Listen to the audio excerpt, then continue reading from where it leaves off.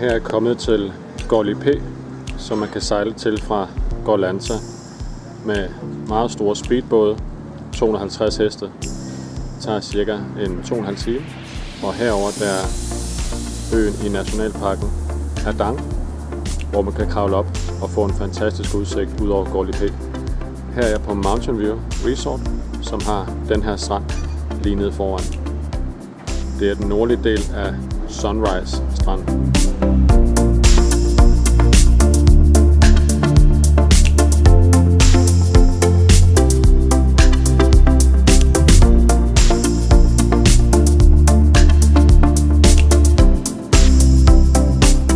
Her er ved Mountain Resortet på Gorli P, på vej over på Adangen her og ud at dykke. Det er lavvandet på nuværende tidspunkt. Man kan se folk, der er på det her stykke ude i midten her. Det mørke derude vil være koralrev. Så jeg skal prøve at zoome ind.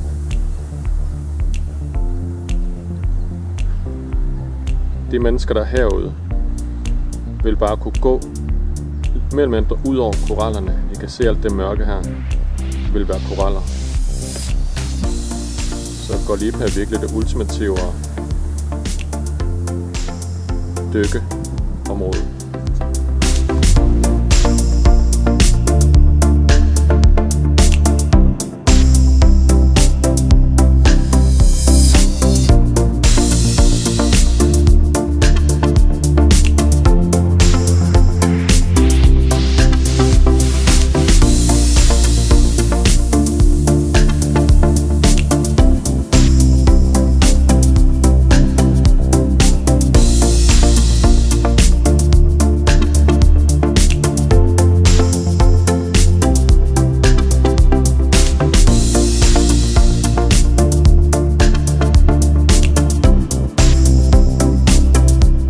Så er jeg kommet op til udsigtspunkt nummer 3 her på Adang overfor Gorli P, som ligger herover.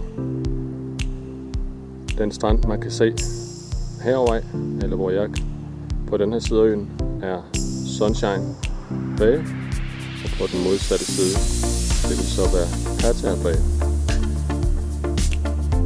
Gå op på udsigtspunkt nummer 3 her, skal man i hvert fald være i rimelig god form, og man skal minimum have købt ned foran 1 liter vand per person. Det tager cirka 45 minutter til en time at gå her. Og der er gode skilte hele vejen rundt. Her kan man sidde op, hvis man tager madpakke med eller noget. Kan man sidde på stenene her og nyde frokosten.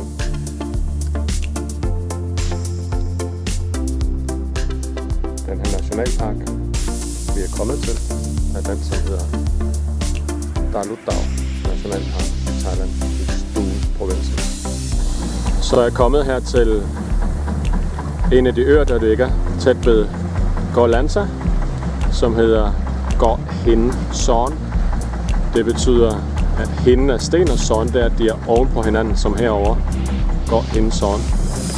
Det tager cirka med de her longtail-både, som jeg har sejlet med her, cirka en lille time at sejle hertil fra Gorli P af. Ved Gor Hin Son her vil der også være fantastiske snorkelmuligheder, som de fleste af disse longtail-både, de vil have snorkel og briller og låne gratis. Inde ved øen herovre vil der også være mulighed for at komme lidt tættere på og snorkle tættere på øen, hvor der ikke altid er så dybt heller.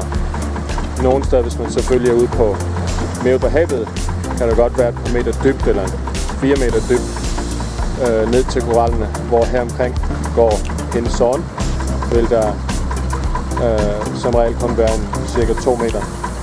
Alt efter selvfølgelig bliver højvandet eller lavvandet. Her er jeg ved at sejle ind til Gorli P fra snorkelturen af. Lige foran er stranden Sunshine, som er ude af pynten til venstre, hvor Mountain Resortet også ligger. Og til højre her den lidt længere strand herover er den, som hedder Sunset Beach. Og så på den modsatte side ved den mere travle strand ligge Pattaya stranden. Og hvis man vil selvfølgelig, så er Sunset Beach en solnedgangsstranden, så man kan spacere over til at nyde en sodavand eller en kold øl, imens solen går ned. Så er jeg her på øen, der hedder Koh Hinngam, som betyder øen med de flotte sten.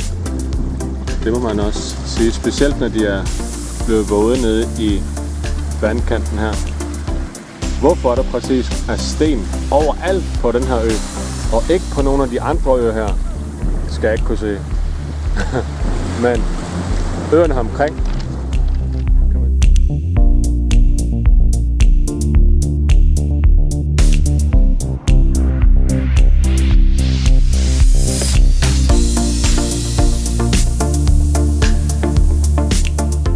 her er jeg ved at sejle ind til Sunshine stranden foran Mountain Resortet på Koh Lipe. Virkelig meget, meget flot vand, der er her. Man kan se her alle de sorte pletter koraller, som der er nede i vandet. Jeg tror her er der vel en 3 meter dybt i hvert fald. Og der er fyldt med koraller her.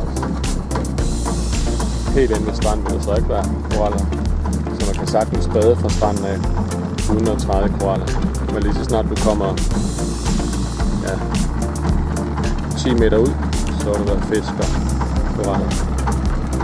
Så er jeg kommet til Koh Lipe's Walking Street her, hvor der er fyldt med fantastiske fiskerestauranter, både på strandene og så i den her eneste gade, kan man sige, som går imellem Pattaya Bay i den ene ende, og så Sunshine strand i den anden ende. Masser af små, hyggelige butikker og restauranter. Der er også flere steder, hvor man kan sidde og få en drinks, hvis man kunne tænke sig.